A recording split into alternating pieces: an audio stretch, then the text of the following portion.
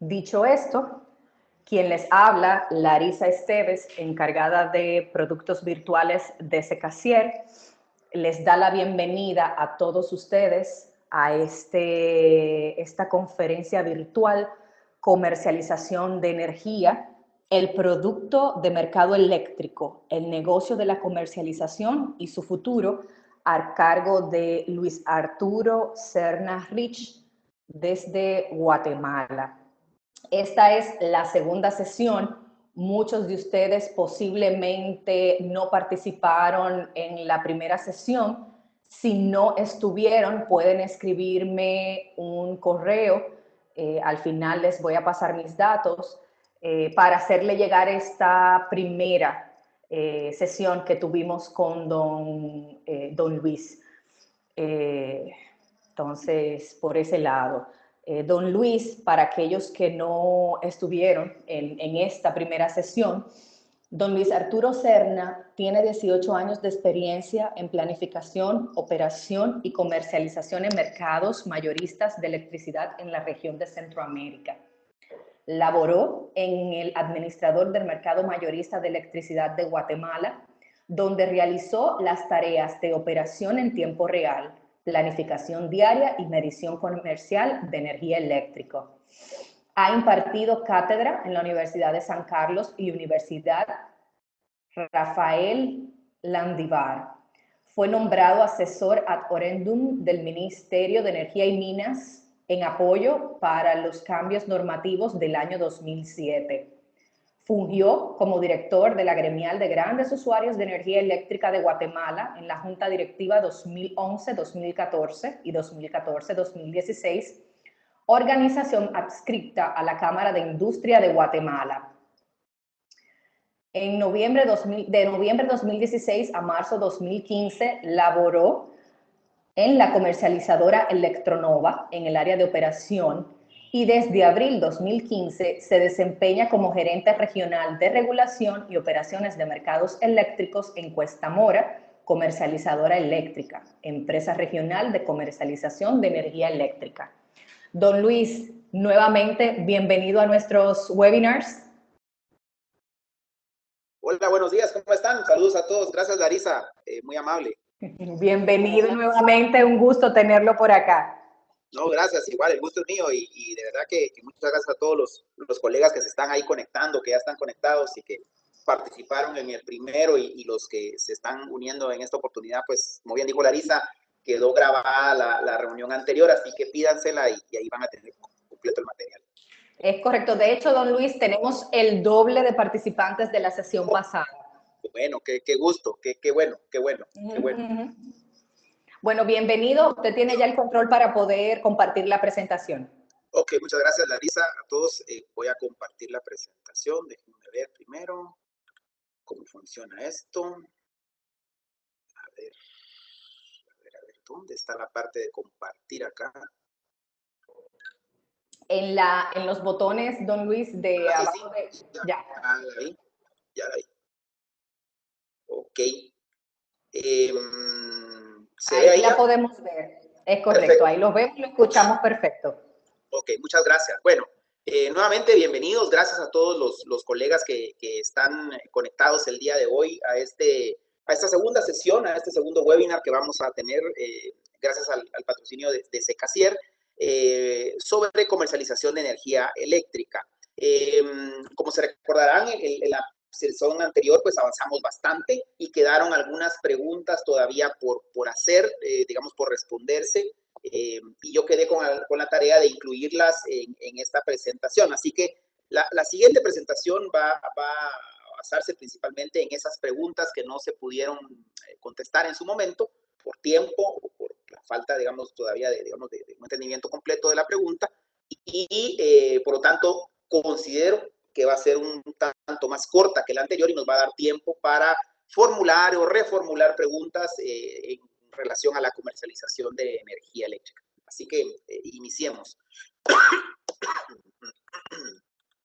Aquí está. ¿Qué vamos a hablar hoy? Hoy vamos a hablar, es un seminario, como en el sumario, pues estamos hablando vamos a hacer de respuestas a las dudas de los participantes de la anterior vez. Vamos a hablar de las disrupciones tecnológicas. Hubo alguien que me preguntó qué sucedía o qué podía suceder en un mercado cuando entraba una disrupción en el mercado. Yo lo que voy a presentar es el caso que yo conozco, que es el sector guatemalteco, los retos para las empresas del sector, el caso Guatemala. ¿Qué sucedió en Guatemala? Como una disrupción, no es una disrupción tecnológica, sino que lo que hubo aquí fue de otro tipo, pero si lo vemos a la distancia pareciera que hubo un cambio de tecnología y demás. Es cierto, nuestra matriz cambió, pero hay unos impactos que se dan y que creo que vale la pena que los analicemos y que los tengamos en cuenta a la hora de que en nuestros países también se den esos movimientos que se dieron acá y entender cómo es que llega esa disrupción o esas condiciones de cambio abrupto a los mercados eléctricos de nuestra región. Después vamos a hablar un poquito de blockchain. Me quedé bastante interesado en el tema después de que lo planteó uno de los participantes.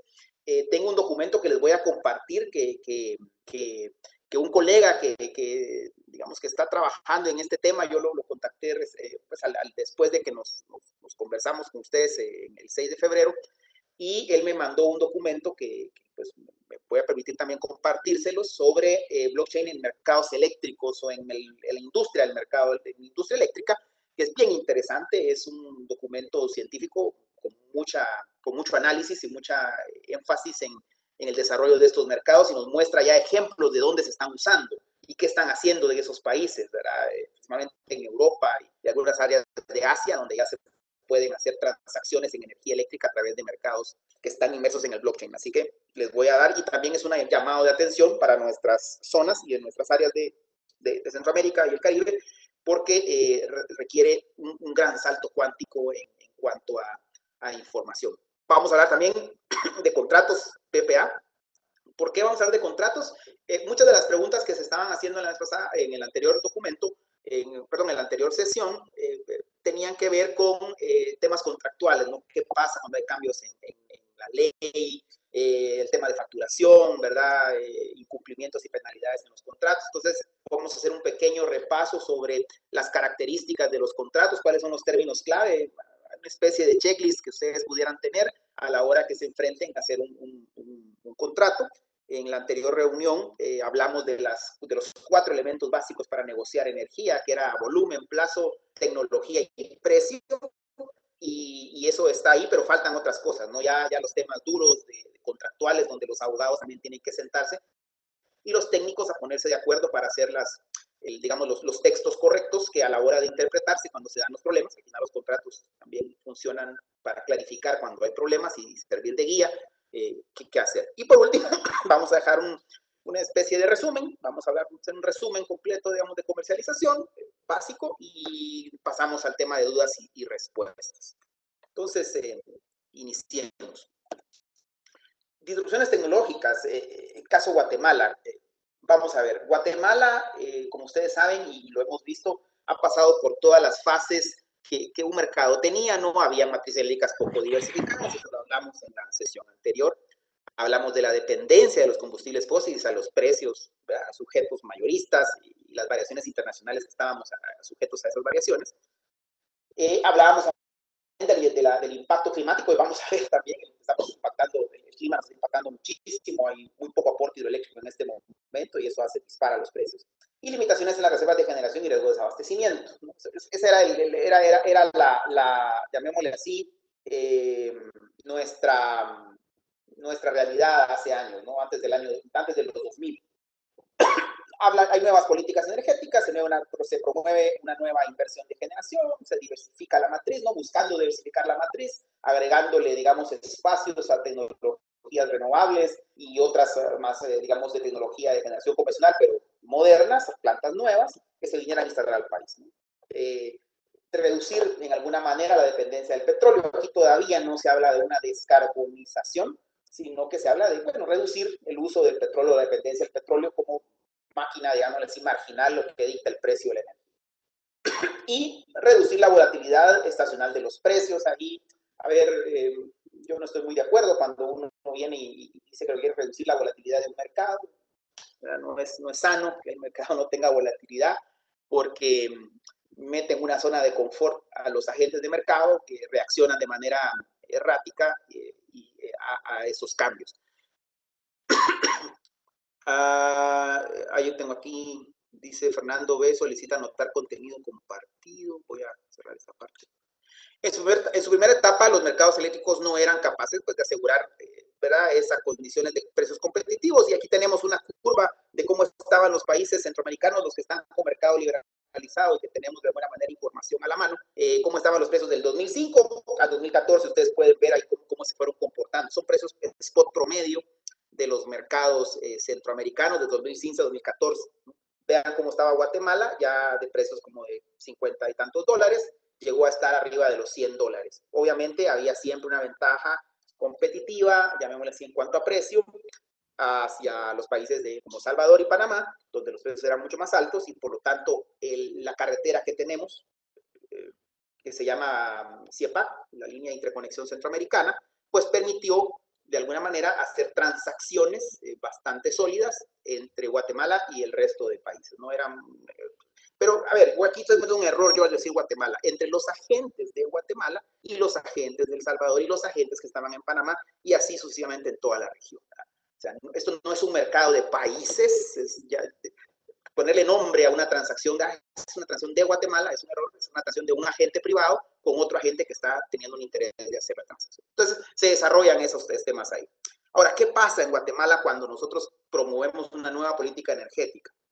¿Qué está pasando a mi máquina? Ok. Y ahí comenzamos con esa constante evolución de los años 2000, ¿no?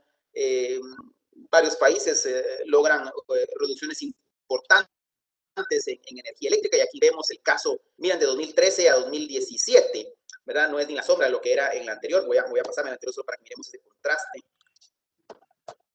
¿Ven? Estábamos en precios de 50, 2005 a 2013. Vean qué pasa de 2013 a 2007. Obviamente hay una diversificación importante de la matriz energética en los países y eso hace que los precios casi se equiparen o igualen. Miren, Panamá es un caso bastante interesante, cómo cae el precio spot horario en Panamá para 2017. Se incrementa la generación con recursos renovables, fueron años importantes de crecimiento para las renovables en Guatemala y en Centroamérica, y un mayor número de agentes también participando, ¿no? Entonces con eso hay mayor competencia y mayores oportunidades para transacciones internacionales, ¿verdad? Este es, digamos, cómo se vieron los precios impactados y la tarifa industrial. ¿Hubo un cambio tecnológico acá importante? No. Lo que hubo fue, obviamente, una inversión, digamos, de empresas tanto nacionales, conglomerados nacionales como internacionales, que decidieron invertir. En tecnología, vamos a decir, no tan tecnológicamente de punta, no eran tecnologías que ya estaban instaladas en la región, que tal vez se vinieron con una mayor eficiencia de operación, pero no para nada estamos hablando de que aquí hubo baterías o generación solar a gran escala o eólicas, ¿verdad? Lo que se dio fue una ampliación del parque de generación principalmente en centrales renovables a base de combustibles, a base de hidroelectricidad, ¿verdad? Y obviamente genera una caída de precio porque tengo más volumen, no tengo más energía eficiente que me genera estos precios. Y se da también el ajuste en las tarifas, ¿verdad? Vean el caso de Guatemala, El Salvador, una reducción importante, casi a 10 centavos de kilovatio hora para la industria y la residencia. Y en el caso de Panamá, pues crece un poquito a 15 centavos, digamos, la tarifa industrial. Eso es para 2017. ¿Sí? Entonces, vemos ya un cambio importante en los precios. Ahora bien, ¿qué le pasó a Guatemala, no? ¿Por qué este cambio? Los precios, obviamente, bajaron muchísimo, pero ¿qué es lo que tenemos? Lo que ven ustedes acá es la curva, es la gráfica en barras, es la demanda máxima del sistema, perdón, la capacidad instalada del sistema, es lo que tenemos, digamos, en placa instalado en el mercado, y lo que ven en la línea gris continua es la demanda máxima del sistema, es un valor puntual en un día específico que toma la demanda máxima. Y aquí lo que estoy diciendo yo es cómo estábamos del año 2000 al año 2007 en esa condición de demanda, ¿no? Estábamos muy pegados entre oferta y demanda, y lo que decía era, miren señores, si nosotros no invertimos o no usemos un plan de inversión y nos volvemos mucho más certeros para el inversionista, vamos a tener problemas más adelante de abasto. y todo iba muy bien.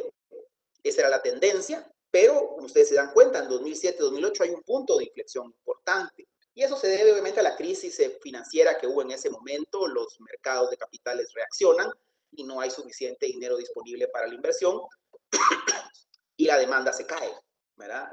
La demanda de productos se cayó. Nuestra demanda en Guatemala comenzó a crecer de una manera muy tímida, y ahí se logra ver, casi estable los siguientes 3 años. Y de ahí inicia un crecimiento en 2009, 2010, ya recuperados, digamos, los mercados, pero ya no a los niveles que veníamos creciendo de 2000 a 2007. Muchos dirán, bueno, hay un error de cálculo. Yo no lo creo. Ahí lo que hay es, obviamente, se tomaron decisiones de volúmenes para contratar y se contrata todo lo que ustedes ven ahí arriba. O sea, tenemos un parque con más de 3,000 megavatios instalados. Obviamente de esos 3,000 hay una porción que sí son plantas ya obsoletas que de alguna manera van a tener que salir del mercado, que no están siendo convocadas, ya no están teniendo oferta firme. Del 97 y del 97. ¿Aló, aló? ¿Aló? Alguien habilitó el micrófono, pero ya lo volvieron a poner en silencio. Okay, Puede perfecto. continuar, don Luis. Ok, entonces, esa es la capacidad instalada que tenemos en este momento y esta es la demanda máxima que estamos teniendo como país. Si ustedes ven, hay un gran potencial de negocio en todo lo que queda por arriba de la banda amarilla. Pero, ¿qué sucede? ¿Por qué se da esto? Esto no es un cambio tecnológico. Esto es lo que es un exceso de oferta que tenemos en el mercado. Producto de la asignación que se hace en las licitaciones de volúmenes, yo creería, muy grandes, o más allá de la verdadera demanda que se estaba teniendo en el sistema. Y hay un problema en todo esto. Es que quien compra, quien se va a esa licitación, va sin ninguna responsabilidad de los excedentes que está contratando, porque aquí hay una ley, hay una disposición que dice que la energía y la potencia excedente de todos esos contratos se socializará entre la demanda liberalizada. Entonces, ahí ya le dan una solución a él, socializan la pérdida y privatizan la ganancia, claro, y generan estos problemas de exceso de oferta. ¿Cuál es el reto que tiene el que ya está instalado en Guatemala o los que se instalaron en Guatemala con estos excesos de oferta? Pasamos de 184 máquinas, de 184 centrales entradas en el 2014 a 272 centrales en 2017, un crecimiento del 48% en plantas de generación, diferentes tecnologías. Esos son los volúmenes constantes de transacción que se dan, ¿no? Esta es la línea CIEPAC, y esto es lo que logra, digamos, drenar la línea CIEPAC hacia Centroamérica. Vemos cuando se finaliza la línea CIEPAC, hay un periodo ahí también de incerteza entre 2014 y 2015, inician los contratos regionales con prioridad de suministro y comenzamos a incrementar los volúmenes transaccionales en Centroamérica. En el 2016-2017 entran los derechos financieros de transmisión y ya comenzamos nosotros a hablar, ¿no? Ya hablamos de los derechos firmes que hoy están lamentablemente suspendidos en este semestre por una decisión del operador de mercado, avalado por las instituciones reguladoras, por un tema de capacidad de línea que no se está respetando. Y bueno, toman la decisión de no llamar a licitación. Creo que es un tema muy delicado que no se debió ejecutar. Es una solución bastante simplista para un problema mucho mayor, ¿verdad? Pero bueno, así es como estamos.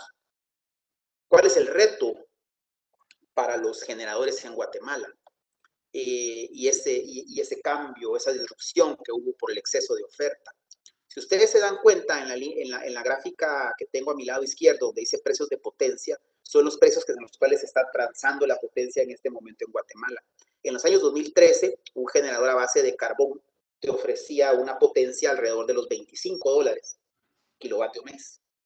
Las centrales hidroeléctricas estaban ofreciendo alrededor entre $12 a $13 su potencia, y el búnker te estaba ofreciendo alrededor de $10. Esto era potencia asociada con energía. Obviamente pagas un premium en la potencia porque tienes la cobertura de la energía.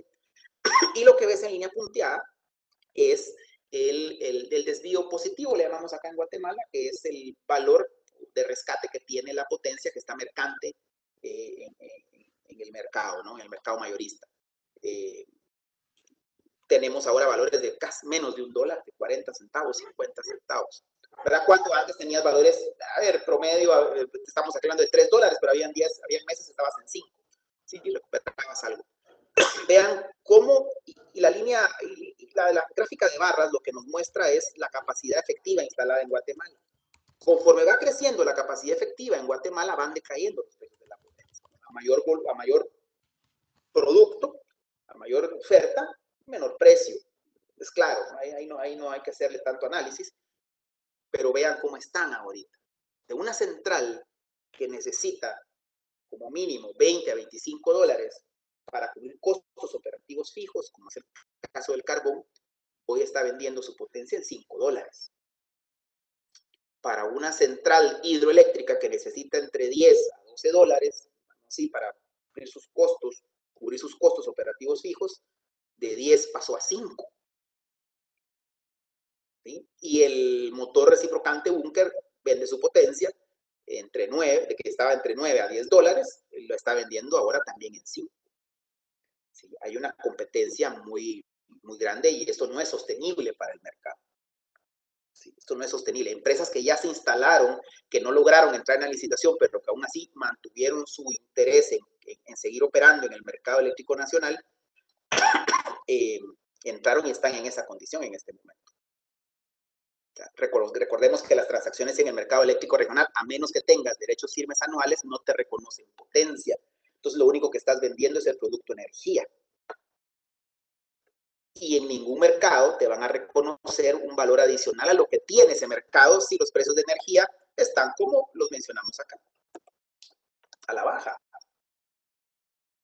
Entonces tenemos un problema serio en nuestro modelo de mercado, puesto que centrales generadoras e inversiones que se hicieron en su momento, en 2013, tuvieron que ver reducidos sus ingresos y su estado de resultados se vieron afectados, y obviamente sus créditos en los bancos, porque de un valor de 25 dólares tuvieron que vender su producto a 5 para subsistir. Eso ya no es rentable y no es sano para los mercados. Y tenemos que tener mucho cuidado cuando en nuestra política energética tenemos las ideas de querer cambiar de un día para otro nuestra matriz energética sin considerar que hay el día de hoy todavía inversiones que se están recuperando. Estas plantas aportan mucho al sistema, seguridad, estabilidad, condiciones de precio y demás, pero las estamos asfixiando con ese tipo de precios que se dan, producto del exceso de oferta que hay y de las restricciones que nos ponemos nosotros como agentes, digamos, del país donde estamos el problema, porque sí siempre hay restricciones, y de las que se ponen afuera de los países, ¿no? Cuando estamos en comercio internacional.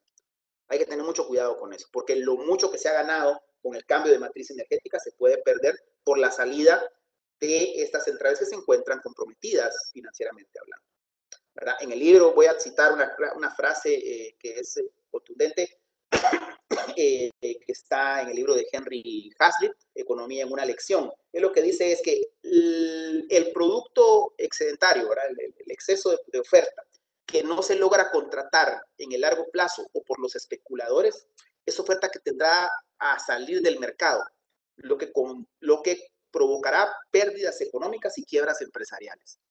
Esa frase yo la he puesto en algunas charlas que he dado y ha generado bastante descontento en algunos casos. Una persona que sí se molestó, pero es la realidad.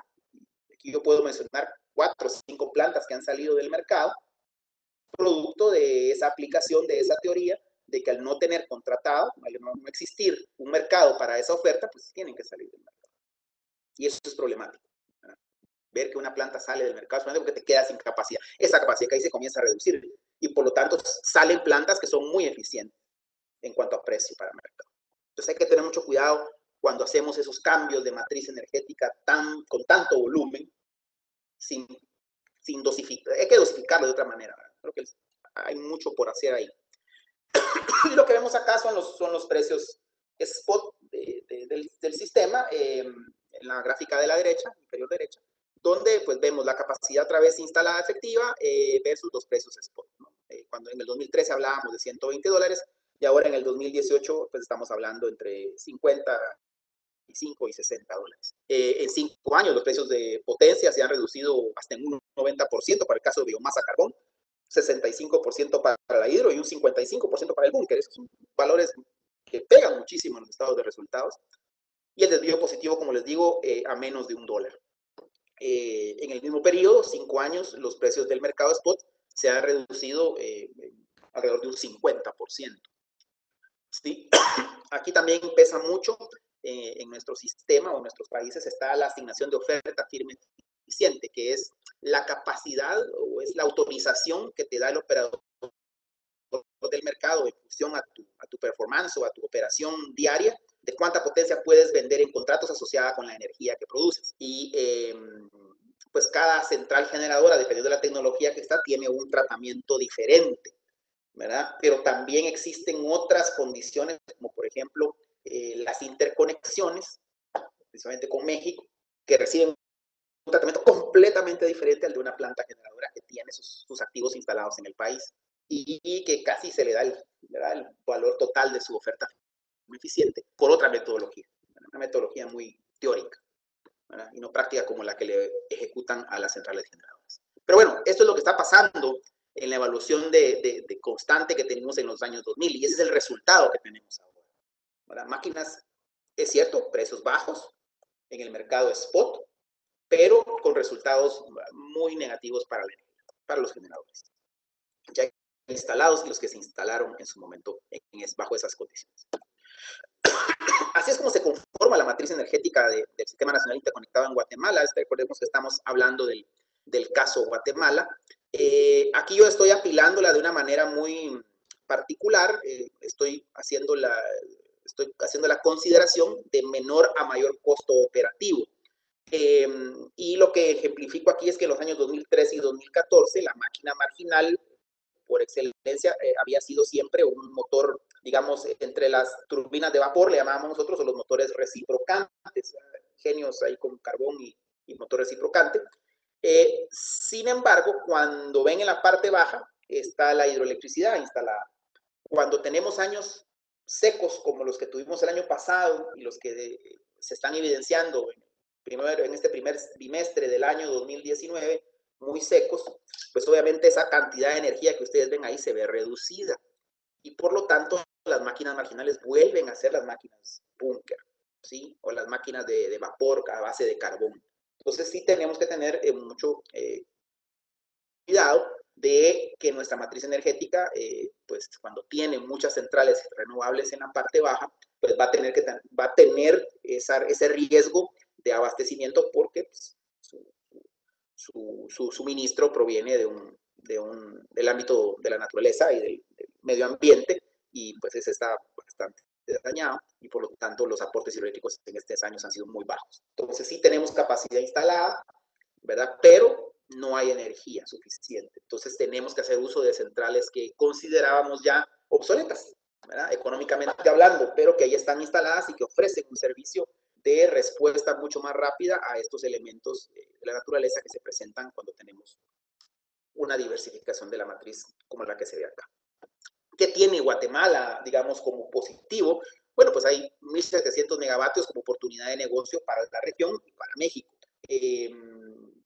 Es una oportunidad que considero yo debemos evaluar todos los que estamos inmersos en este modelo de mercado, porque, a ver, instalar un megavatio de generación en los países y hacer esa inversión, pues lleva sus retos. Sin embargo, tenemos una conexión en todo Centroamérica que se llama línea CIEPAC, que debiésemos estarla utilizando para cubrir esos déficits que tenemos a nivel regional en algunos momentos del año y que hay países que tienen esas ventajas competitivas para poder aportar y apoyar el desarrollo energético de otras regiones previo de pues, las inversiones que se hicieron en su momento.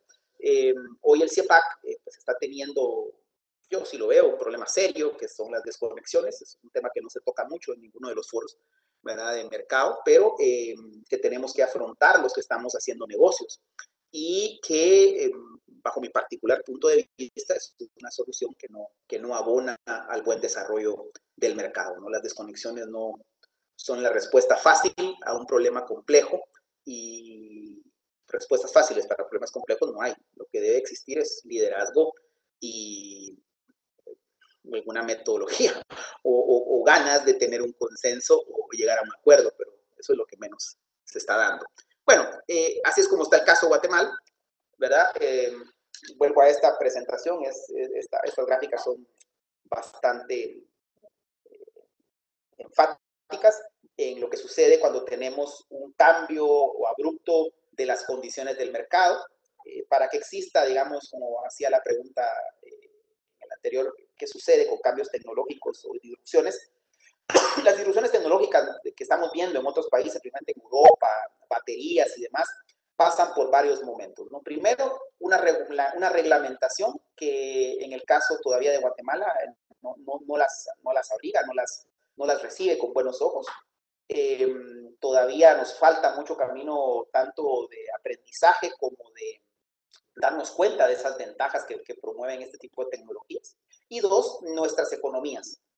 Recordemos que para que estas tecnologías vengan debe haber una economía mucho más pujante, mucho más de largo plazo. ¿Sí? Son plantas o son tecnologías que van a requerir un tiempo de recuperación, digamos, medio, más de 5 años, más de 8 años, y necesitamos que existan agentes de mercado que puedan respaldar esos 8 años. En este momento en Centroamérica y en el Caribe las únicas que lo pueden respaldar son las distribuidoras. ¿Verdad? Con estos precios el mercado está más alborotado en buscar los precios de corto plazo que algo de largo plazo. ¿Verdad? Imagínese, usted quiere instalar un banco de baterías, ¿cuánto le puede costar la potencia que le va a brindar ese banco y la energía producto de la tecnología? Bueno, y la energía producto de esa tecnología disruptiva que va a ingresar al mercado. O sea, no hay normas y las economías de los países todavía están, creo yo, en fase de desarrollo como para recibir en el corto plazo esas tecnologías. De que van a venir, ¿verdad? Hay gente que ya está analizando esos proyectos, ya hay algunos pasos normativos que se están dando en por lo menos considerarlas y que se les va a hacer su propia normativa en un futuro cercano, pero las disrupciones, lo primero que van a, como mercado y como comercializado, lo que tenemos que ver es el impacto que va a tener en el precio. Y qué va a pasar con los contratos que yo ya suscribí en función de esa nueva tecnología que va a ingresar o esos cambios de mercado que se van a dar. Así que es importante que nosotros reconozcamos que cuando vamos a estar frente a un proceso de cambio o de disrupción de mercado, analicemos nuestro futuro dentro de ese mercado, ¿no? Incluso cuando voy a hacer una nueva inversión, no solo debo ver mi inversión de manera aislada, debo ver mi inversión dentro de ese mercado. ¿Cuánto aporta y cuánto voy a quitar yo del precio de mercado? ¿Cuánto volumen voy a agregar? ¿Y cuánto de ese volumen cuánto va a significar en reducción de precio el volumen que yo estoy aportando como generador nuevo en ese mercado? Eso nunca lo pierdan de vista. No se queden con los números que están si ustedes todavía no están operando en el mercado. Hay que hacer un análisis de qué pasa cuando yo ya estoy operando en el mercado y mi planta qué aporta a ese mercado y cuánto va a reducir el precio en ese mercado. Bien, esto es en cuanto a la disrupción tecnológica. Como les digo, este es el caso que yo más conozco. Sí he estado leyendo temas ya más privados de los cambios tecnológicos que se están dando en la región, pero todavía vemos tantito lejano la llegada de estos cambios tecnológicos masivos, llamémosle así, para la industria, producto de la economía que aún se desarrolla en nuestra región. Bueno, pasemos al tema. ¿Dudas hasta acá? ¿Se la están haciendo a Larisa?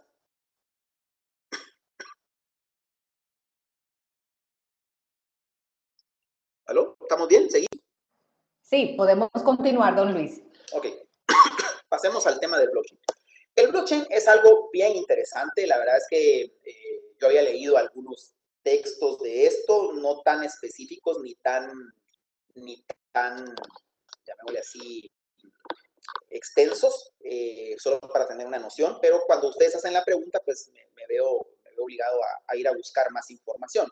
El blockchain o las cadenas de bloques o los libros de contabilidad distribuidos, como se les llama en la literatura, son una tecnología, un proceso emergente que ha traído pues, considerar interés a los negocios de energía. Es increíble, digamos, cuando uno ya se mete un poquito más en esto, ver todos los desarrollos que se han hecho alrededor de esta tecnología. Hay fuentes de investigación y de información que dicen que esta tecnología trae beneficios importantes y significativos para el sector de energía y más adelante los vamos a listar y los vamos a conversar uno a uno. Y también estamos hablando de que la cadena estas de bloques promete sistemas seguros a prueba de manipulación y promueve soluciones empresariales novedosas, dicen ellos, ¿verdad? Y pues, especialmente cuando se combinan contratos inteligentes. Los contratos inteligentes no son más que las decisiones que están tomando las contrapartes sobre el tipo de producto que van a hacer y la forma en la que se van a transar, digamos. Tienen muchas de las características de los contratos que conocemos hoy, pero estos tienen algunas directrices específicas a la hora de operarse. Las soluciones, digamos, que proporcionaría el blockchain, o que ya está proporcionando la cadena de bloques en los países o en las regiones donde está utilizando, pueden solucionar algunos temas críticos de la energía, por ejemplo, la descarbonización, la descentralización y la digitalización. Imagínense la descentralización. Eso significa dejar de depender de un organismo operador de mercado. Y es una llamada de atención para los operadores de mercado. ¿Sí? Porque lo que hace el blockchain es poner en contacto directo a los compradores con los vendedores. ¿Sí? Reduce la cadena de valor del mercado eléctrico. No la reduce, la empaqueta de otra forma y la hace con menos eslabones. ¿Sí? Por ejemplo, acá, para poder hacer una transacción, yo primero tengo que venir, negociar con el cliente, ¿no? Y lo demás. Después llamar al administrador del mercado mayorista, ponerle un correo para que me habilite la relación comercial. Y eso se llevan aproximadamente día y medio, 2 días. Eso ya es un tiempo, ¿no? De atraso en la transacción. Y posterior a ello tengo que esperar 48 horas para que la transacción cobre vigencia. Con el blockchain la transacción es inmediata. Entonces, eso sí es una llamada de atención para los operadores de mercado. Y también habla de la digitalización. Y ahí también entramos los agentes de mercado. Para que podamos tener nosotros sistemas de blockchain o sistemas de bloques, ¿no? de información y poder hacer transacciones dentro de ese mercado, necesitamos hacer también una adaptación y una adopción de tecnología computacional superior a la que hoy tenemos. ¿Sí? Para nadie es un secreto y es un trabajo bastante extenso el que se hace cada cierto tiempo en el mercado eléctrico regionales cuando nos entregan información a base de Exceles que tenemos que descomponer en diferentes hojas para poder entender cuál es nuestros resultados financieros de la transacción, ¿sí? Porque no hay una digitalización ni una entrega de información en tiempo y forma. Con esto lo que estaríamos haciendo es reduciendo también los tiempos de entrega de la información de mercado. ¿Se imaginan ustedes lo que impactaría el tener el día 1 del mes nuestro cierre de mercado completo? Nos daría una gran ventaja sobre que lo que conversamos el mes pasado frente a las entidades tributarias de los países, ¿no? Uno de los problemas por los cuales nos rechazan mucha información de crédito fiscal es porque no tenemos información en tiempo del operador de mercado. Con el blockchain estaríamos teniendo información en tiempo real de liquidación de mercado. Pero obviamente, como digo, tenemos que dar un salto cuántico en tecnología para descentralizar y digitalizar nuestros mercados.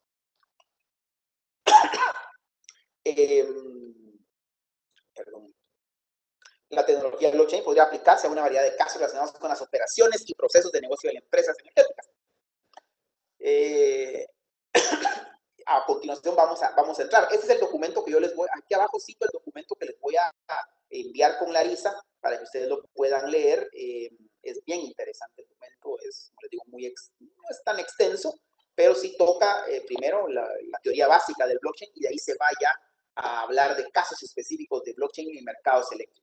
Es bien interesante. Entonces, uno de los ¿qué aspectos o qué aspectos puede ayudarnos a resolver el blockchain en los mercados eléctricos? Aquí está. Primero, facturación inmediata. Lo que dice que el blockchain puede venir y generar facturas de manera inmediata a través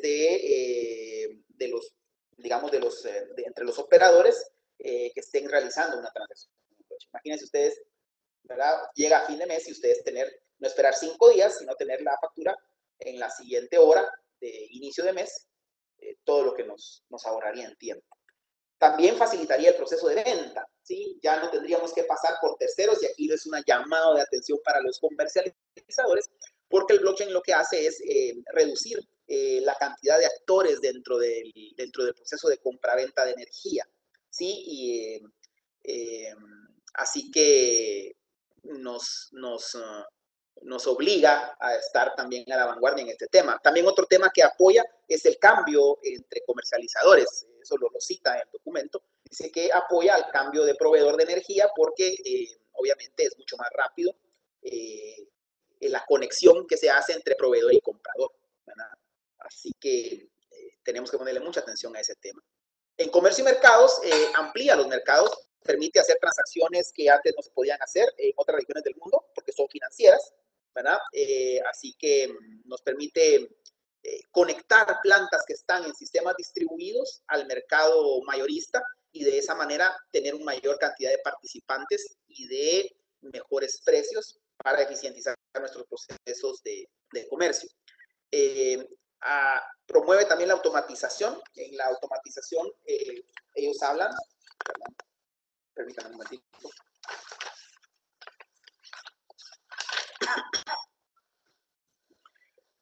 En sistemas de control, digamos, en la automatización podría mejorar el control de los sistemas descentralizados y sistemas de redes pequeñas o microredes. La plataforma puede aumentar también significativamente la autoproducción de energía y el autoconsumo como actividades, digamos, las actividades detrás del medidor. Eso tendría un impacto directo en los potenciales ingresos del consumidor y también en los aranceles o en los tributos que se deben de pagar al sistema.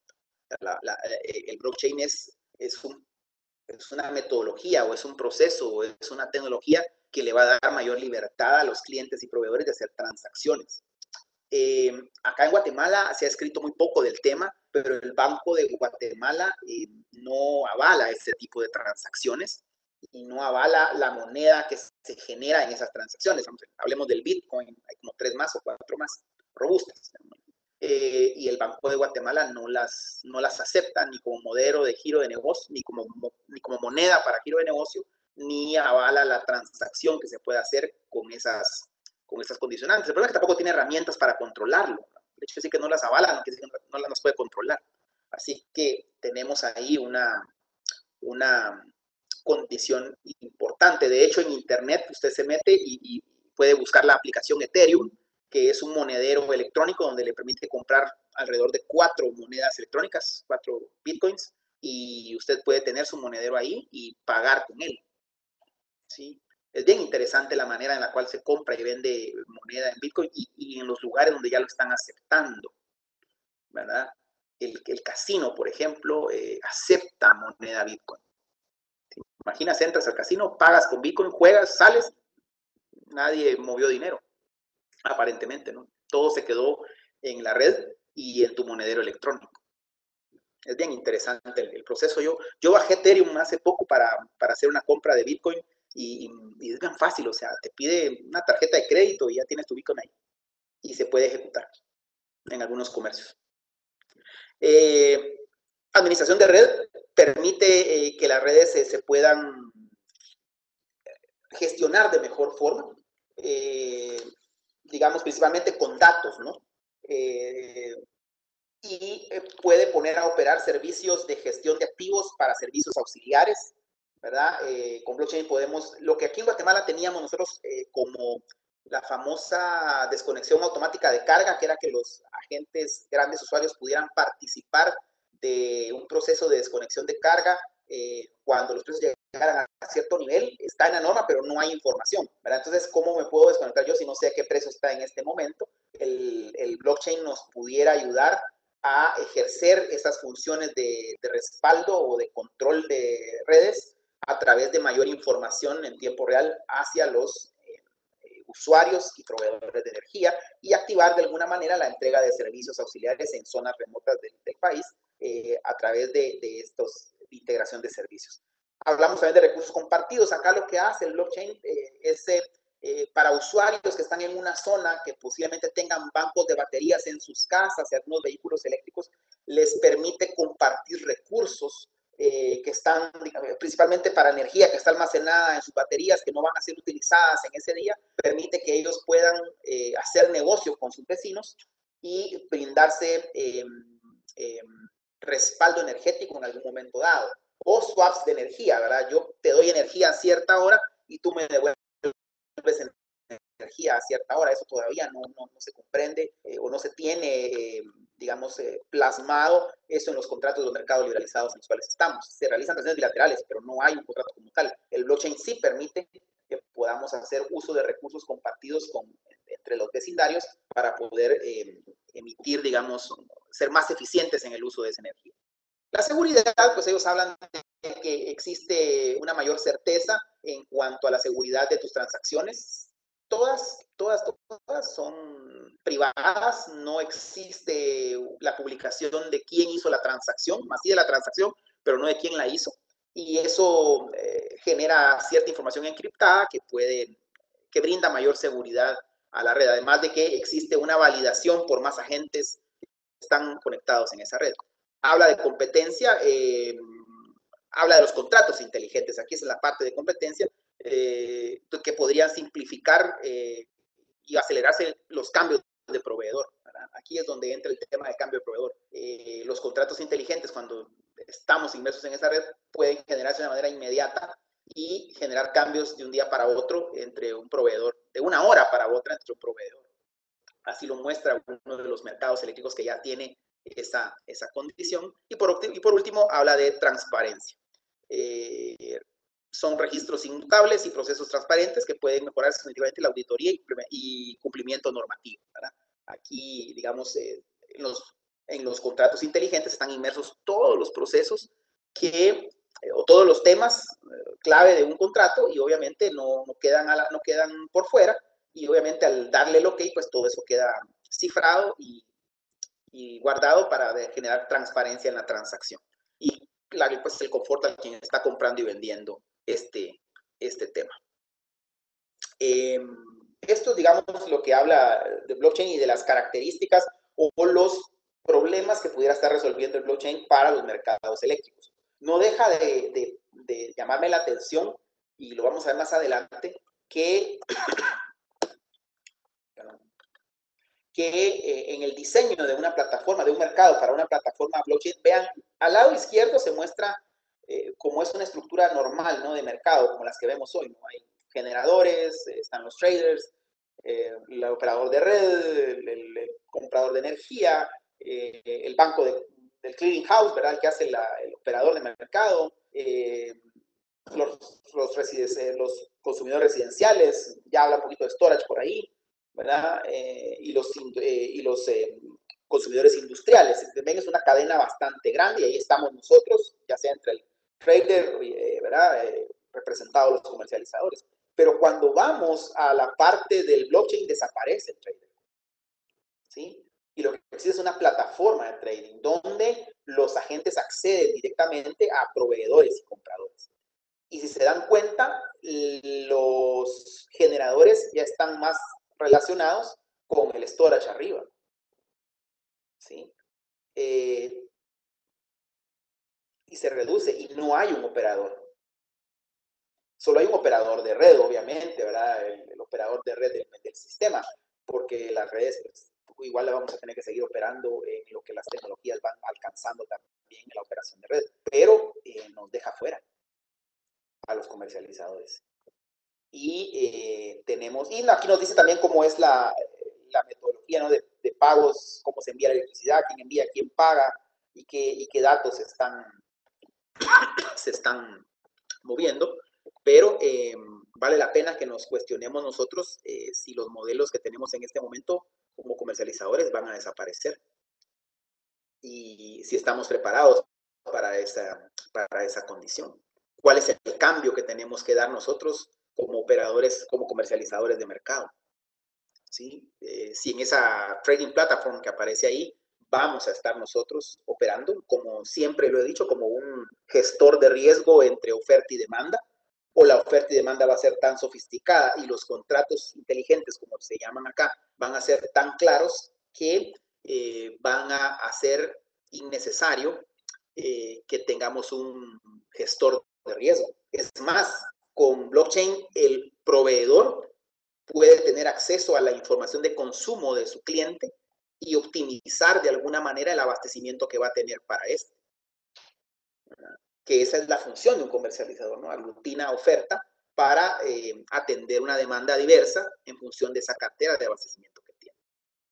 Así que aquí tenemos un reto muy grande. Yo la verdad es que le agradezco a la persona que hizo la pregunta porque me ha puesto una tarea interesante y es de repensar cuál va a ser este modelo de negocio a futuro. Hoy no sé la respuesta, y sí, ¿verdad? Pero muestra que sí hay un cambio importante en todo esto y que tenemos que verlo y analizarlo con detenimiento, pero tampoco con pausa, porque el tiempo está corriendo, ¿verdad? No sé si tienen dudas hasta acá. Hasta ahora por aquí no hemos recibido preguntas, don Luis, o sea que puede continuar. Ok, ya vamos a llegar a la especie de preguntas. Vamos a la parte de contratos PPA, que fue otro de los temas que tratamos la semana pasada y que me gustaría dejarlo también acá en esta presentación. Hablamos de los términos clave que tienen esos contratos. ¿Qué es un PPA? Es un concuerdo o contrato de compraventa de energía entre un progenerador y un comprador, generalmente por un largo plazo de tiempo. Los compradores son comercializadores energéticos que a su vez se venderán energía comprada mediante PPAs a sus clientes finales. Un comercializador puede suscribir contratos PPA. Los contratos PPA se caracterizan por definir todos los términos de la venta de electricidad. El contrato fijará, digamos, fija las condiciones, ¿no? Volumen, precio, plazo, cuándo inicia, cuándo termina, cuáles son esas condiciones de entrega, en qué mercado se hará, cuáles son los términos de pago, entre muchos otros. El objetivo del PPA es poner a disposición del comprador una cantidad o volumen de energía, potencia y servicios de mercado, productos de mercado, durante la vigencia de ese contrato, a fin de que el comprador obviamente pueda satisfacer sus necesidades de abastecimiento y cumplir sus objetivos de consumo. Aquí es importante hablar de los objetivos de consumo, ¿verdad? Y el comprador deberá pagar un precio pues como contraposición a ese producto que está entregado. Los PPAs se desarrollan en el ámbito del mercado a término y las condiciones comerciales o transaccionales pueden ser negociadas libremente, por lo que la intervención del operador del mercado regulador no figura. ¿Verdad? Esto es un tema bilateral donde las personas se ponen de acuerdo, las entidades se ponen de acuerdo para firmar un PPA. ¿Cuáles son los puntos clave de un PPA o contrato de abastecimiento? Primero es el objetivo del contrato. Es importante que las contrapartes se sienten a idealizar cuál es el objetivo del contrato. Y en ese objetivo es muy claro, debe quedar muy claro cuáles son los riesgos y mitigantes de esos riesgos que van a tener cada uno. Muchas veces esto se deja por un lado y ahí es donde comienzan los problemas del abastecimiento, ¿verdad? Primero el objetivo del contrato. Después el plazo, cuánto tiempo va a ser este contrato vigente, de qué fecha a qué fecha, en qué fecha inicia el abastecimiento, cuando termina. El precio, que debe quedar claramente especificado cuál es el precio del producto que estoy comprando o de los productos que estoy comprando, o la metodología de fijación del precio de ese producto. Tengo que hablar también del volumen, ¿sí? Cuánto volumen estoy garantizando en esa entrega de esa energía, de ese contrato. En qué momento inicia ese volumen a establecerse y cómo lo vamos a medir y cómo lo vamos a expresar en los modelos de liquidación. También tengo que hablar de la facturación, pago de intereses moratorios. Recordemos que la facturación pues, es el cierre a fin de mes, ¿no? O el periodo que hayamos considerado el envío de ese documento donde se establecen ya la liquidación del contrato. Pero también se pueden dar atrasos en el pago y entonces pues, tendrán que quedar claros los intereses moratorios por ese atraso, ¿verdad? En el pago. También debemos hablar de la terminación anticipada del contrato. Esto, aunque no resulta cómodo para algunos, sí tenemos que colocarlo en los contratos. Muchas veces existen situaciones por las cuales una de las partes desea salir y eso debe quedar especificado cuáles son esas condiciones. Y si no quedan, y esa se da de una manera unilateral, pues tendremos que pasar al siguiente cuadro, ¿no? Que es los incumplimientos y penalidades. ¿Se imaginan ustedes en un contrato con ciertos precios que se hayan definido? En las primeras filminas, donde les mostré yo cómo había caído el precio en Guatemala, La mayoría de contratos que estaban en esas condiciones iniciales fueron renegociados, ¿verdad? Y algunos de ellos fueron finalizados, una terminación anticipada unilateral, porque las condiciones del contrato pues no hacían alcanzable ninguno de los objetivos del comprador en cuanto al tema de precio. Así que siempre, a raíz de esas situaciones, hay que dejar especificado qué se debe hacer en esos casos, ¿no? Determinación anticipada, y obviamente ahí viene el tema de incumplimientos y penalidades. Cuando alguien está incumpliendo un contrato porque quiere finalizarlo de una manera unilateral, sin mayor explicación, pues vienen penalidades a esos incumplimientos, tanto para el incumplimiento de entrega de energía temporal como a la finalización o el incumplimiento temporal de alguna de las partes. Entonces sí tenemos que dejar claro cuáles van a ser esas condiciones de incumplimiento y penalidades. Y también tenemos que hablar de garantías. Los contratos de abastecimiento deben de tener garantías, la mayoría deben ser recíprocas, garantías de cumplimiento, garantías de pago y hay una garantía que se está utilizando ahora que es que obliga a las partes a mantenerse en el contrato y de una de las partes no quede hacerlo, pues deba de pagar una penalización por esa salida anticipada. Pero las garantías son importantes, principalmente la garantía de deuda, ¿verdad? Recordemos que el riesgo está en el futuro y no en el pasado, y tenemos que garantizar de alguna manera el pago de esas condiciones, y ahí es donde entran los bancos con cartas de crédito a favor del que provee la energía y dice que tiene el mayor riesgo de impago, para que él se sienta, digamos, cómodo en esa transacción, principalmente cuando es una acción de largo plazo, ¿verdad? Cambiar planillas en los mercados no es tan fácil. Estos mercados requieren una serie de notificaciones y demás, y una de las partes se puede poner intransigente y no hacer ese cambio, aún teniendo él responsabilidad sobre el pago, y bueno, tendremos que buscar la manera de cómo garantizamos eso. El cambio en la legislación o normativa. Miren, en este caso, esta fue una pregunta que hizo uno de los colegas el mes pasado. El cambio en la legislación o normativa debe siempre estar en los contratos, o nunca lo vayan a obviar en sus contratos. Como les digo, el riesgo siempre está a futuro y no en el pasado, y tenemos que reconocer que pueden haber cambios normativos o situaciones que impliquen cambios o cargos que alguna de las partes debe asumir, y que si no está expresado en el contrato, pues bueno, obviamente le va a quedar al comprador, ¿verdad? En algunos casos. No lo encuentro. ¿Aló? Perdón, alguien había activado. Sí, alguien habilitó el micrófono. Continúe. Sí.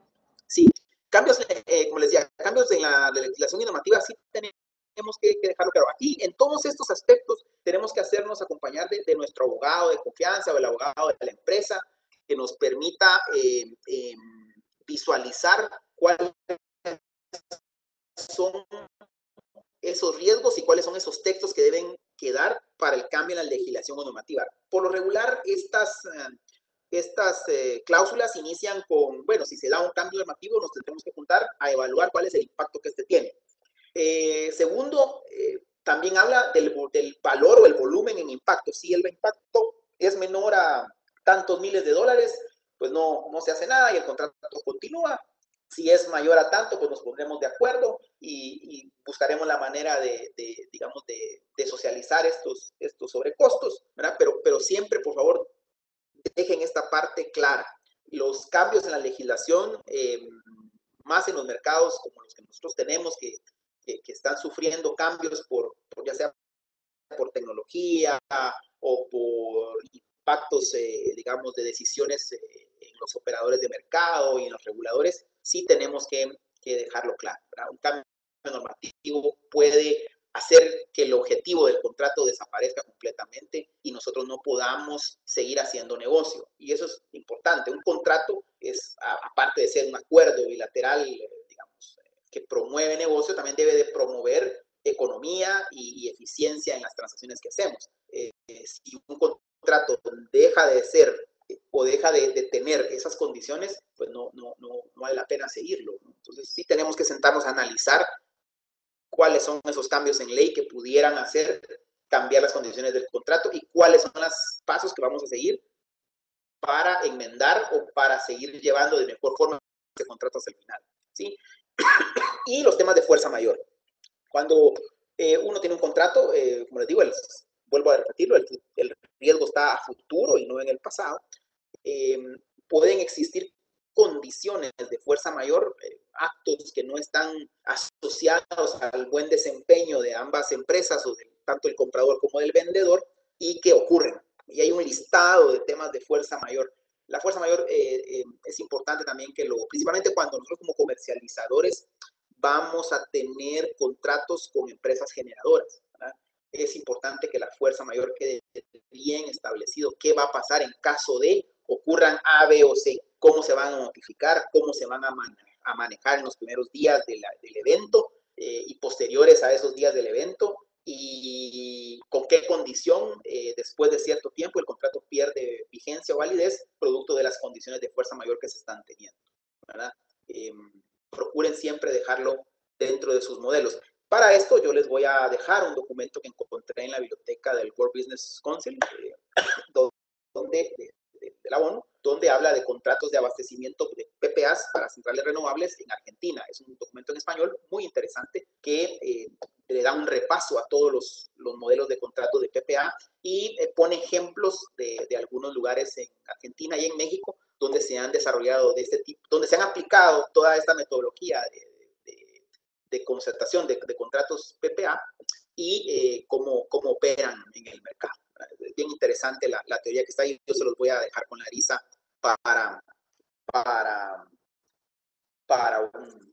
más adelante.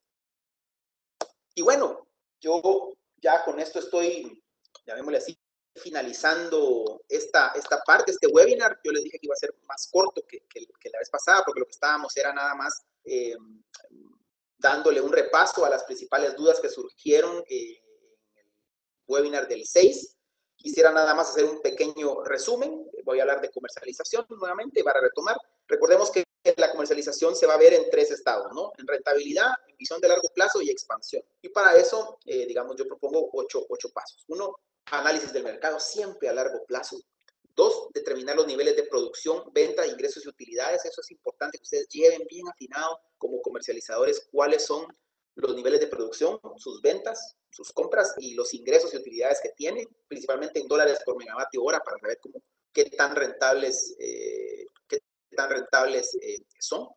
Definir sus estrategias de mercado. No hay que salir al mercado sin una estrategia, ¿verdad? Hay que ser muy precavidos en ese tema y fomentar una estrategia de mercado de mediano y largo plazo. 2, tener muy claros cómo es la formulación de sus costos y para poder definir sus precios de venta, ¿sí? Aquí han habido casos en Guatemala donde las empresas no han definido bien sus costos o conociendo sus costos han ido a hacer precios de venta que no corresponden a la dinámica de la formulación del costo de venta y se han generado quiebras importantes, ¿ya? Que han dejado hoyos financieros importantes en el mercado también. Tienen que planear e implementar la expansión de sus modelos de negocio. La comercializadora tiene que estar siempre buscando la manera de crecer y de ampliar su espectro operativo y no quedarse solo en un solo nicho. Recuérdense que en la diversificación está la oportunidad de hacer mejores negocios. Estar siempre pendientes de sus políticas socioambientales. Hoy los clientes hoy en estos tiempos más que nunca están pidiendo también que los comercializadores tengamos ese abastecimiento renovable y que le permitamos a él pues también tener una huella, un impacto menor en el medio ambiente a través de su abastecimiento eléctrico. Buscar la innovación tecnológica, tener siempre una base de datos importante que les permita tener información en el menor tiempo posible para poder hacer análisis. Recordemos que los datos lo que nos dan es una visión del pasado. No nos van a decir que tenemos que hacer a futuro, pero sí nos pueden mostrar errores o elementos que se dieron en el pasado que pudiéramos aplicar como una guía en el futuro. Hay que tener eso, por favor, siempre, y innoven tecnológicamente para darle mejor valor agregado a sus clientes. Y 8, asegurar y mantener la participación en el mercado. Eso es importante. ¿Cómo aseguro y mantengo la participación en el mercado? ¿Tengo que reinventarme? El blockchain parece que sí, nos tiene que hacer pensar en cómo aseguro y me mantengo en el mercado, pero si esto me va a desplazar, ¿verdad? Es importante que nos hagamos esa pregunta siempre. Esos son los 8 pasos que yo les dejaría. Y por último, tal vez había alguien que me hizo una pregunta sobre el MER, cuál es mis apreciaciones del MER, y pues yo les aquí hice un pequeño resumen de qué considero en el MER que es necesario. El MER es el mercado eléctrico regional, es el que está constituido por los países de Centroamérica, Guatemala, El Salvador, Honduras, Nicaragua, Costa Rica y Panamá, y este es un séptimo mercado, el mercado eléctrico regional, que se yuxtapone sobre estos mercados, 3 liberalizados y los otros todavía concentrados, que permiten hacer transacciones de compraventa de energía de corto y largo plazo es un año, interrumpido en diciembre, en largo plazo, que permiten, digamos, hacer transacciones entre agentes privados en ese mercado eléctrico regional. ¿Qué pienso yo y cuáles son los retos que tiene el mercado eléctrico regional? Recordemos que los mercados son diseñados por seres humanos. Obviamente los seres humanos no somos perfectos, pero sí cuando hacemos nuestra debida examen, llamémosle así, de qué estamos haciendo a futuro, pues es perfectible, no podemos corregir algunas cosas. Por ejemplo, ¿qué le veo yo al MER? Le falta visión de largo plazo. Necesitamos planes de desarrollo institucionales y del mercado con objetivos medibles por lo menos cada 5 años, ¿sí? Que nos emitan un plan de trabajo donde hayan una serie de elementos que los agentes de mercado podamos ir chequeando y considerar que si se cumplieron o no. Yo nunca he visto un plan de ese tipo en las instituciones del sector energéticos del mercado eléctrico regional. También necesitamos mayor tecnificación, un desarrollo del recurso humano en temas técnicos, económicos y legales, ¿verdad? Yo lo voy a decir así, yo soy ingeniero y hay muchos ingenieros en el mercado eléctrico mayorista, pero tenemos que reconocer que nuestra profesión pasa muy por encima los temas legales y económicos y tenemos que profundizar mucho más en estos para darle mayor valor a nuestra profesión y al aporte que le hacemos a los mercados eléctricos competitivos donde nos desarrollamos. En el tema de resolución de controversias, eso es un tema que ahorita está muy con el spotlight sobre él, y es que necesitamos reglas claras para la escalabilidad de la jurisprudencia ante arbitrariedades regulatorias, ¿no? Necesitamos entender dónde podemos nosotros tener mecanismos de alzada, se le llama legalmente hablando, a nuestros reclamos o a nuestras observaciones sobre ciertas conductas que se están dando en el mercado eléctrico regional. Acuerdos regionales, tenemos que tener una capacidad de poder generar acuerdos, eso a veces se nos olvida, ¿verdad? Promover un análisis de acuerdos regionales, de crecimiento transaccional, ¿verdad? Recuerden que los mercados lo que deben permitir a la región es crecer más, ¿sí? Y el CIEPAC y toda esta integración centroamericana, que los centroamericanos individualmente podamos crecer y eso es lo que a veces no se opera muy directa. En el tema de mecanismos de rendición de cuentas, necesitamos la asignación de responsabilidades y una debida rendición de cuentas de agentes y reguladores, ¿sí?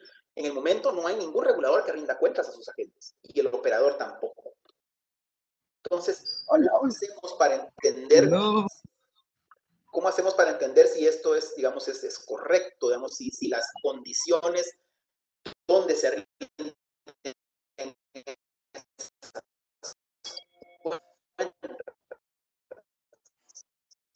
y cuáles son los resultados de esa rendición, cuáles son las modificaciones o cuáles son los procesos de mejora que siguen la rendición de cuentas? Mecanismos de consulta, necesitamos abrir el diálogo. Hace algunos años, yo nunca había visto esto, en noviembre tuvimos la primera, creo yo, reunión con el comité director del MER aquí en Guatemala y participamos pues todos los agentes, obviamente por el espacio no pudimos participar todos, pero sí un grupo que nos representó, donde se hizo un trabajo de análisis y reflexión sobre las situaciones que están afectando el MER y su desarrollo. Pero esa fue la única. El CDMER nos ofreció a todos los agentes que íbamos a tener 2 reuniones más primero para analizar los resultados de esta primera reunión y de todo lo que se había expuesto en ella. Ellos hicieron una especie de encuesta, ¿no? y un trabajo guiado con gente externa al CDMER que nos vino a apoyar en ese proceso de análisis y de propuestas. Y bueno, esperemos que eso se desarrolle dentro de poco, ¿verdad? El excluir agentes en esa toma de decisiones o en esos consensos, en esos diálogos, no abona, la verdad que no genera ningún tipo de beneficio para el mercado. Y también reglas de competencia, ¿no? Acuerdos nacionales y regionales que permitan promover la competencia sana entre los agentes.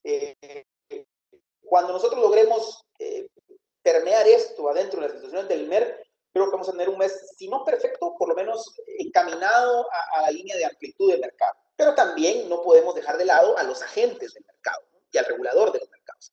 Los agentes del mercado deben realizar transacciones tomando riesgos y financieros y técnicos, ¿no? Analizándolos por ellos mismos a través de una debida diligencia. Tienen que preparar a su recurso humano para el ambiente de competencia, ¿sí? Un ambiente con privilegios no es un mercado, es un ambiente donde unos tienen mayor ganancia y las pérdidas de esas operaciones se socializan en los que no tienen la facilidad de esos privilegios, ¿no? Entonces ahí esa parte yo creo que es importante que la tratemos de llevar a nuestras empresas. Y ser un promotor de las buenas prácticas de negocio dentro del mercado eléctrico regional. Un agente de mercado debe ser siempre un promotor de buenas prácticas de negocio. Si esto no se da, entonces da un mal ejemplo y todos comienzan cosas que ven en los mercados y obviamente los resultados pueden estar a la vista de que no es un mercado donde haya amplitud transaccional. Y los reguladores deben propiciar un clima de negocio sano con reglas simples, claras y estables, ¿sí? El estar moviendo normas, el estar poniéndole parches a las normas, el estar, por ejemplo, lo que sucedió ahorita, ¿no? Cancelar un proceso de subasta de derechos firmes, creo que no fue lo mejor, ¿verdad? Y el regulador ahí debe evitar a toda costa ese tema. Yo creo que habían otras soluciones que el hecho de cancelar la transacción. Y por último, también ser un promotor de buenas prácticas de la regulación, ¿verdad?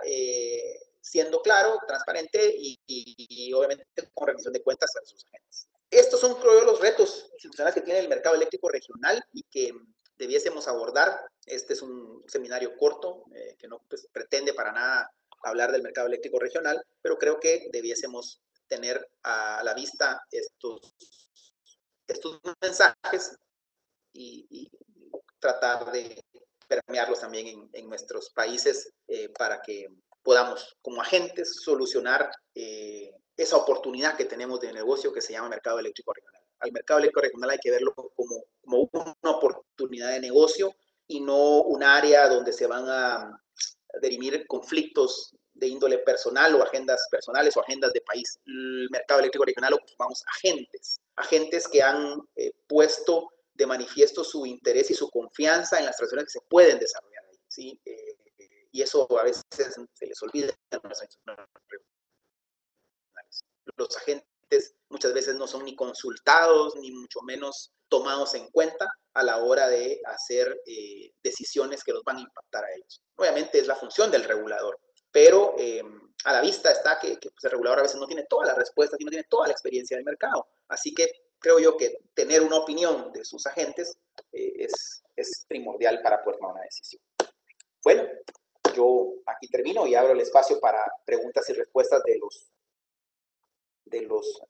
participantes. Podemos también tocar temas que se quedaron todavía de la cita anterior, así que soy todo oídos. Gracias por su atención. Excelente, don Luis. Ya tenemos algunas preguntas en lista de espera. Vamos a comenzar con la que ya tenemos clasificadas y bueno, vamos a ver hasta dónde nos da el tiempo. Primera pregunta de Kepler Luciano ET. ¿Por cuánto anda el precio de los PPA? Si no diera tiempo a contestarla, si no diera tiempo a contestar, no escuché la pregunta. Perdón, don Luis, que lo escuché cortado. Sí, igual yo te estoy escuchando recortada y no escuché la pregunta. Ok, la repito. ¿Por cuánto anda el precio de los PPA de acuerdo a su experiencia de los diversos países? A ver, definitivamente que cuando el proveedor está haciendo su formulación de precio, voltea a ver al mercado spot, ¿sí? Y ve a cuánto está ese mercado como su mercado de último recurso. Es el mercado de último recurso, obviamente siempre va a tender a tomar referencia de ese precio. Pero cuando uno ya se sienta en la mesa de negociación y pone en claro cuáles son los objetivos de compra y su abastecimiento, definitivamente que cada tecnología tiene una diferente forma de formular el precio de venta. La potencia, ya la viste, ahí está, no voy a hablar mucho de ella, está alrededor de los entre $5 a $6.50, dependiendo de la cobertura que te da, ¿sí? Ese es, digamos, entre $4.50 a $6, por ahí anda. Ahora, la energía sí es en función del tipo de tecnología que estás contratando y el plazo que estás contratando. No te puedo dar un valor exacto, pero te puedo decir que, a ver, un generador térmico a base de combustible fósil, su precio va a estar en función de una fórmula de integración del costo de combustible, ¿sí? Cada vez que él hace una compra, él va a venir y notificarte esa compra, ese valor se va a incluir dentro de la fórmula y te va a dar un resultado a fin de mes, ¿verdad? Dependiendo del volumen que él compra, así va a ser la estabilidad de ese precio. Eso son para los que tienen combustibles fósiles. Para los que tienen combustibles renovables y que, como te digo, están viendo principalmente la función del precio spot, un mercado de último recurso, posiblemente ellos lo que estén viendo, si son plantas nuevas, es cómo materializan sus costos operativos, ¿no? Deuda y costos operativos. Entonces, por lo regular, te van a tratar de poner un precio mucho más alto en la potencia, que es la que le va a cubrir esos valores, y en la energía, pues va a tender a ser un poco menor al mercado. Recuerda que lo que estamos buscando aquí es un tema de coberturas, ¿no? Yo le doy certeza y largo plazo a mi proveedor para que él deje de estar viendo el mercado de último recurso, que es el mercado de spot, que tiene mucha volatilidad. Así como tiene precios altos, puede tener precios bajos. Y no necesariamente los precios altos están en el periodo donde él tiene su abastecimiento. Entonces hay que manejar bien el tema tecnológico y de cómo se aporta energía. Así que así, digamos, estarían divididos los dos. Todavía estamos en mercados hidrotérmicos. Las centrales generadoras a base de renovables, llamémosle así, no convencionales, como la eólica y la solar, entraron a estos mercados, pero no participan directamente en las ventas de PPAs con clientes o con comercializadores. Porque acuérdate que ellos llegaron a la región atraídos por licitaciones, ¿verdad? Privadas o públicas que hacen las distribuidoras. Entonces, esas tecnologías están, pero no tienen PPAs privados, los tienen con las distribuidoras. Y esos precios son completamente diferentes al precio que consigues en un mercado día a día. Así que, como siempre lo he dicho, para poder llegar a un precio óptimo de mercado tienes que manejar las 4 cosas: volumen, plazo y el tipo de tecnología, y con eso tú asignas un precio.